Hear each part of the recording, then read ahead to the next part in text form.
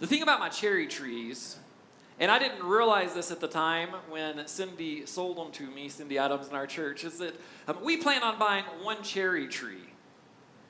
That doesn't work. You have to have different varieties of cherry trees because they need to pollinate each other. So if I would have just bought one Bing cherry tree, this year I would have had 0 cherries. So instead I bought one Bing cherry tree and one Van cherry tree so that they can start to pollinate. And church, I can tell you, not everybody in this room, praise be to God, is called to be an ordained elder in the United Methodist Church. You can sigh a relief. It takes different callings and different graces for the church to grow and mature.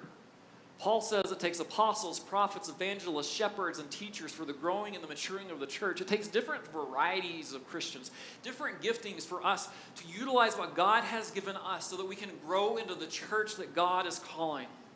And I can promise you right now, some of you, God is calling to serve Him and to go deeper in your relationship with Him than you've ever gone before. The other interesting thing about my cherry trees is they didn't just magically bow down and rub their flowers against each other. Right? Like, I would have loved to see that happen.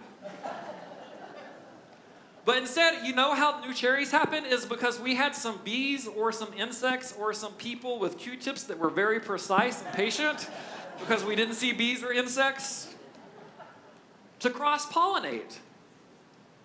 It took something completely outside of the cherry trees themselves to make it happen.